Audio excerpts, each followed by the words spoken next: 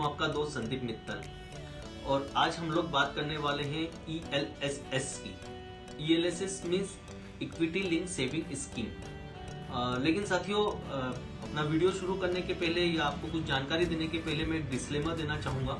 और डिस्क्लेमर ये है कि जो भी वीडियो के अंदर में मैं अगर आपको किसी स्कीम के बारे में नाम लेके बताता हूँ या आने वाले किसी वीडियो के अंदर में हम लोग कभी भी किसी भी स्कीम के बारे में नाम लेके बात करते हैं तो उसमें मेरा या मेरे किसी क्लाइंट का उसमें इन्वेस्टमेंट हो सकता है।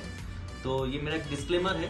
तो मतलब आप कभी भी, दूसरा एक बात उसमें ये भी बोलना चाहूँगा कि आप किसी भी स्कीम के बारे में, मतलब कभी भी हम लोग किसी स्कीम के बारे में बात करते हैं तो वो एक इन जनरल बात करते हैं कि उस स्कीम में क्या बेनिफिट्स है, क्या उसका पोर्टफोलियो है और किस तरीके से वो स्कीम काम करती है।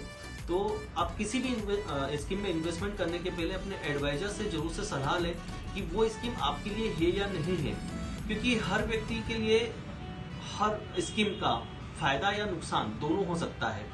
कोई शॉर्ट टर्म के लिए अगर व्यक्ति सोच रहा है और उसको वो लॉन्ग टर्म के लिए जो स्कीम काम करती है वो स्कीम ले लेगा तो उसको हो सकता है कि नुकसान हो जाए, या कोई व्यक्ति लॉन्ग टर्म के लिए सोच रहा है और वो शॉर्ट टर्म वाली कोई स्कीम के अंदर इन्वेस्टमेंट कर देगा तो हो सकता है उसको उतना फायदा ना मिले। तो इसलिए अपने एडवाइजर से जरूर से चर्चा करें इस संबंध में कि जो भी स्कीम हम लोग बात करते हैं उसके संबंध में कि उससे पूछें एक बार, उसके साथ बैठें कि ये वाली स्कीम को मुझे लेना चाहिए या नहीं लेना चाहिए। तो ELSS जैसा कि मैं आपको बता रहा था, बात कर रहा था, पिछले वीडियो में भी हमने आपको बताया था कि ELSS के अंदर में आपको 1.5 लाख रुपए तक की छूट आप ले सकते हैं, अपर लिमिट है। ये सारा जो ATC सेक्शन जो होता है, ATC सेक्शन के अंदर में हम ELSS की भी एक तरीके से छूट मिलती है, एक जगह पे छूट मिलती है। और उन सबको मिलाकर ATC सेक्शन टोटल जो होता है उनको सबको मिलाकर हम 1.5 लाख रुपए तक की छूट ले सकते हैं। आप चाहें तो केवल ELSS के अंदर में भी 1.5 लाख रुपए इन्वेस्टमेंट करके और वहां से आप अपनी छूट ले सकते हैं। ELSS क्या है लेकिन हमको वो समझना जरूरी है। ELSS म्यूचुअल फंड स्कीम होती है और ये इसका जो पोर्टफोलियो होता है वो एक डाइवर्सिफाइड पोर्टफोलियो होता है। और जनरली इसका जो भी पोर्टफोलियो, जो भी कंपनी में हम लोग पैसा लगाते हैं, जिस भी EMC में हम पैसा लगाते हैं, वो जनरली लार्ज के जो शेयर्स होते हैं उसके अंदर में वो पैसा ज्यादा इन्वेस्टमेंट में जाता है। ELSS में आप लमसम भी इन्वेस्टमेंट कर सकते हैं और आप उसमें SIP के थ्रू भी जा सकते हैं, आप STP के थ्रू भी जा सकते हैं। तो जो लमसम की हम लोग अगर बात करते हैं तो हमको एक चीज ध्यान रखने वाली होती है या SIP के लिए भी, कि इसमें जब भी हम पैसा लगाते हैं तो इसमें 3 साल का लॉक इन होता है। जी हाँ दोस्तों, जब भी आप ELSS के अंदर में कोई पैसा लगाएं तो ये ध्यान रख के पैसा लगाएं कि आपका ये पैसा 3 साल के लिए लॉक रहेगा। उस पैसे को न तो आप स्विच कर पाएंगे न विड्रॉ कर पाएंगे, न तो उस पैसे को आप निकाल सकते हैं, न उस पैसे जो वो पर्टिकुलर स्कीम जो आपने ELSS के लिए उस स्कीम को चेंज करके दूसरी स्कीम में ले सकते हैं। इसलिए मैं मेरे जितने इन्वेस्टर्स हैं उनको ये सलाह देता हूँ कि मैक्स टू मैक्स हमको 1.5 लाख रुपए तक का ही ELSS में जाना चाहिए, क्योंकि उसके ऊपर अगर हम जाते हैं और हमको किसी समय में अगर हमको हमारे पोर्टफोलियो को रीडिजाइन करने की जरूरत पड़ती है, रीबैलेंस करने की जरूरत पड़ती है तो हम कर नहीं सकते क्योंकि वो पैसा लॉक होता है। अभी हम लोग बात करते हैं कि SIP के थ्रू भी हम ELSS में जा सकते हैं। जब SIP के थ्रू हम ELSS में जाते हैं तो भी एक छोटा सा कई बार कुछ इन्वेस्टर्स को कंफ्यूजन रहता है कि भाई मैंने आज सपोज जैसे अभी 10 फरवरी 2022 चल रहा है तो मैंने आज से पैसा लगाना शुरू करा, हर महीने मान लेते हैं 10-10 हजार रुपए में महीना लगाता हूँ और 2025 फरवरी तक मैं पैसा लगा रहा हूँ, तो 3 साल पूरा हो जाता है 2022 से लेकर 2025 तक, तो मैं 2025 मार्च के अंदर में मैं मेरा पूरा पैसा निकाल सकता हूँ। तो ऐसा नहीं है दोस्तों। ELSS में जब आप पैसा लगाते हैं तो उसमें 3 साल का लॉक इन होता है, जैसे मैंने आपको शुरू में बताया। और वो जो 3 साल का लॉक इन होता है वो जिस दिन पैसा आपका इन्वेस्ट होता है उस दिन से वो काउंट होता है।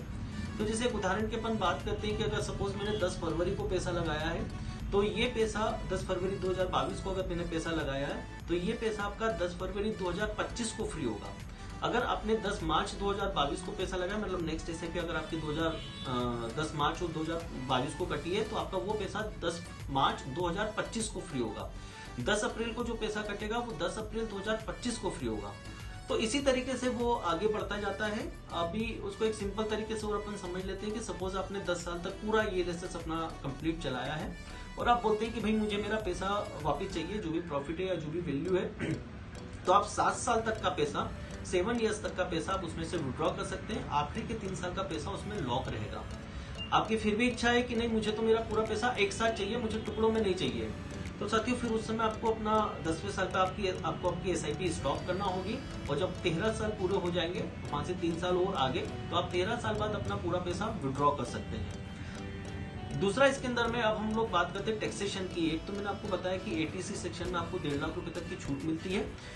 उसके बाद में आपको जो लॉन्ग टर्म कैपिटल गेन होता है, वो लॉन्ग टर्म कैपिटल गेन हमको जो छूट मिलती है वो इस तरीके से होती है कि आज की तारीख में जो फिलहाल इनकम टैक्स का रूल है उसके हिसाब से 1 लाख रुपए तक का अगर आपको प्रॉफिट होता है म्यूचुअल फंड के अंदर में, केवल ELSS उसमें काउंट नहीं होगा, ओवरऑल आपका अगर इसके अलावा भी कुछ म्यूचुअल फंड है तो वो सब कुछ मिलाकर 1 लाख रुपए तक long term capital gain free है हर साल। ये जो लॉन्च हुआ है 2018 में, फरवरी के जो 2018 का बजट आया था उस समय में ये long term capital gain introduce किया था गवर्नमेंट ने। और इसके तहत जो है वो, जैसा मैंने आपको बताया कि 1 लाख रुपए तक आप फ्री कर सकते हैं एवरी ईयर। और उसके ऊपर का अगर कोई प्रॉफिट होता है तो उसके ऊपर में 10% से आपको फ्लैट जो है वो अपना इनकम टैक्स भरना है। भले आप 30% ब्रैकेट में, 20 में, चाहे 10 में हो, आपको 10% से उसमें इनकम टैक्स आपको भरना रहता है। तो आखिरी में एक बात और बस कहना चाहूंगा कि प्लास्टिक का यूज हमको कम से कम करना चाहिए, क्योंकि प्लास्टिक का हम जितना यूज करते हैं वो हमारी धरती को भी नुकसान पहुंचाता है और हमारे पर्यावरण को नुकसान पहुंचाता है, हमारे पानी को भी, हमारे जल को भी नुकसान पहुंचाता है। Okay, thank you.